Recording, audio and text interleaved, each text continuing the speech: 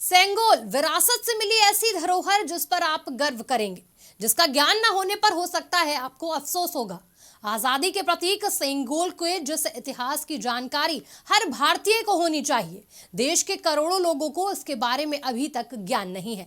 वो शायद अब आजादी के अमृत महोत्सव यानी कि 75वें साल में रूबरू हो रहे हैं, क्योंकि इन दिनों सेंगोल को लेकर चर्चाओं का बाजार गर्म है, जिसकी वजह है नई संसद। अब से पहले सेंगोल का नाम शायद बहुत से कम लोगों ने सुना हो। ये राजदंड ऐतिहासिक धरोहर है जो समय के साथ भुला दिया गया।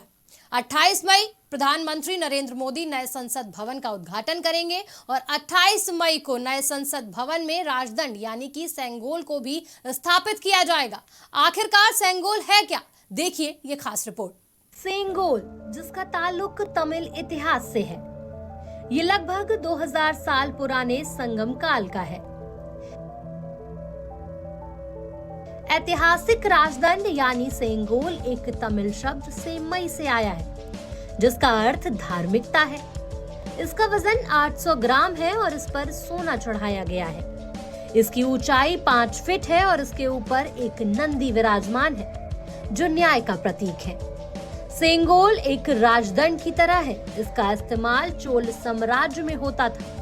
जब चोल साम्राज्य का कोई राजा अपना उत्तराधिकारी घोषित करता था, तो सत्ता हस्तांतरण के तौर पर सेंगोल दिया जाता था।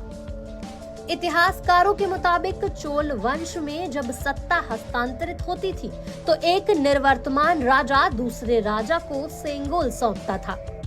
इसे सत्ता की पावर का केंद्र माना जाता है।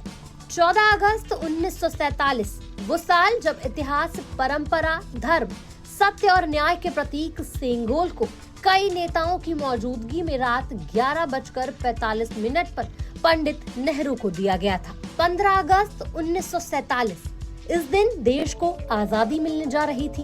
भारत के आखिरी वायसराय लॉर्ड माउंटबेटन अपने आखिरी टास्क की तैयारी कर रहे थे। ये टास्क था भारत को सत्ता हस्तांतरित करने का। कागजी काम पूरा हो चुका था, लेकिन ये सवाल था कि आखिर भारत की आजादी और सत्ता हस्तांतरित करने का सिंबल क्या होगा। सवाल बड़ा था, लेकिन लॉर्ड माउंटबेटन के इस सवाल का जवाब किसी के पास नहीं था। ऐसे में जवाहरलाल नेहरू पूर्व गवर्नर जनरल सी राजगोपालाचारी के पास गए। तमिलनाडु से संबंध रखने वाले सी गोपालाचारी भारत के ऐतिहासिक और सांस्कृतिक महत्व को समझते थे। गोपालाचारी ने विचार विमर्श करके नेहरू जी को सेंगोल का नाम सुझाया। जवाहरलाल नेहरू को सुझाव पसंद आया। उन्होंने सी राजगोपालाचारी को ही इसकी जिम्मेदारी सौंपी। राजगोपालाचारी ने प्रसिद्ध जौहरी वमुद्दी को सेंगोल बनाने के लिए कहा।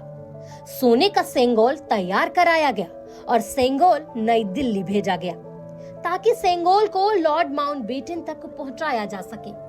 ब्रिटिश शासन ने भारत को सत्ता हस्तांतरित करने के प्रतीक स्वरूप पहले प्रधानमंत्री जवाहरलाल नेहरू को यह ऐतिहासिक सेंगोल दिया।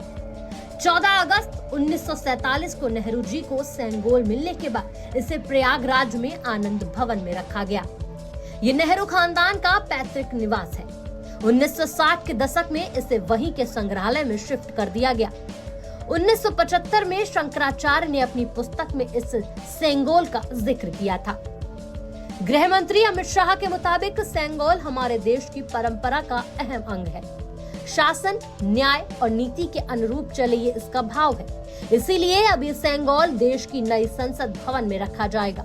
ये सेंगोल जो अभी आपने स्क्रीन पर देखा था, उसने हमारे इतिहास में एक अहम भूमिका निभाई है और ये सेंगोल अंग्रेजों से भारतीयों के साथ सत्ता के हस्तांतरण का एक प्रतीक बना था। 1947 में सेंगोल वर्चुअल और नैतिक शासन का प्रतीक था, जिस समारोह को जल्द ही भुला दिया गया, जिसे बाद में नेहरू के सोने के चलने वाली छड़ी के रूप में लेबल किया गया, जो एक साधारण कांच के बक्से में पड़ा था। अब ये सेंगोल नई संसद में फिर स्थापित किया जाएगा।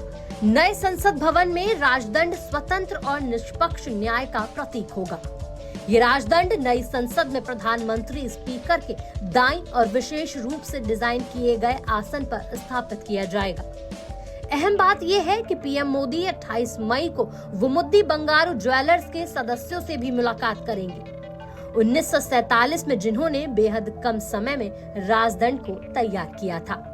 28 मई की सुबह 7:20 पर शैव भजनों के मंत्रोच्चारण होंगे। तमिलनाडु के 20 अधिनम की उपस्थिति में थेवरम पाठ किया जाएगा।